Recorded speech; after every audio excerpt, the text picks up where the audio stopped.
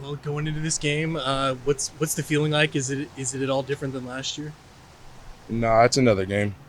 It's going to be really exciting. I mean, it's a Civil War, so it's a great game. It's our rival, so we're just excited. Just got to go 1-0 this week. What has stood out to you about this series throughout your career, Steve? It's never been easy. 2018, that was a crazy game. I remember at that time they were talking about the big raincoats. Oh, Oregon's taking up the raincoats, and I remember it literally hit the fourth quarter and it just started pouring. But we used that to our advantage. We were able to come out with the W that game.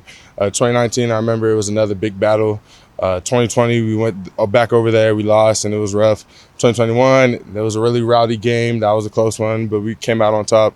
Last year, we went over there, and you know what happened. So it's never been an easy one. It's always been one of the toughest games of the year, so I'm always excited to play them. As one of the last couple of guys from that 18 class, seniors will be honored on Saturday, Friday, excuse me. What does being one of the last ones mean to you, and what does guys talk about changing culture? Your class was part of that. Yeah. You guys, especially you and Benet on the line, but you guys were a big part of that. Like you're talking about with raincoats from 17, that stuff. Yeah. What does that mean to you? I mean, everyone just reminds me of how old I am by saying that. Like, today we were going out to practice, and one of the freshmen were like, "You got here in 2018?" I'm like, "Why is that so shocking?" They're like, "I was in middle school when you got here." So, like, I don't know. People just remind me that I'm old. But like you said, like with culture changes, like you try to hold on to the best attributes of the previous culture. So I feel like it's been my duty to hold the standard that we've always had here at the University of Oregon, not just the coaching staff. So that's just been my biggest job. And, stepping up to be a leader, as like they tell me, I'm the oldest, so people are going to look to their elders. So I just try to be a leader of the young guys and try to do the right thing all the time. What's the feeling like after that block against Cal? Yeah, that was a fun one.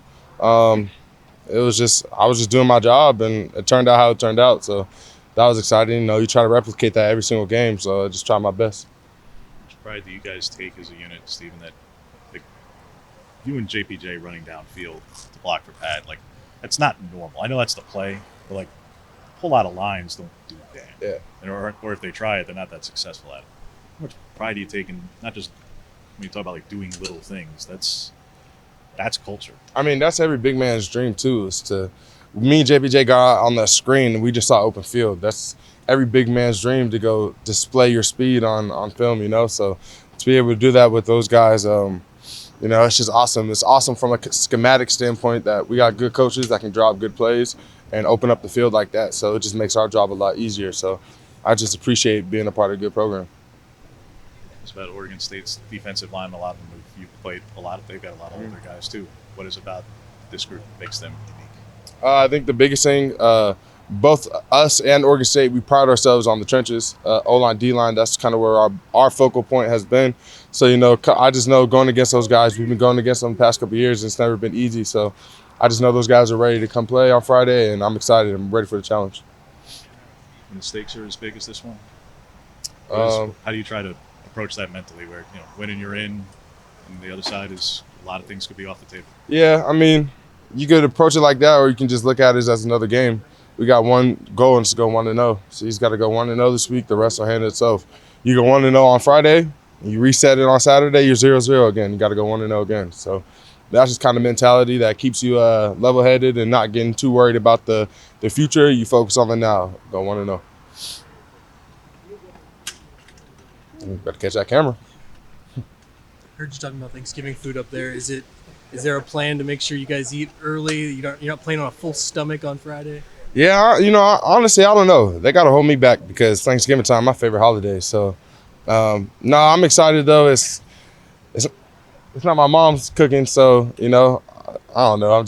I'm excited to play honestly and eat good. So happy holidays, What's the best Thanksgiving dish?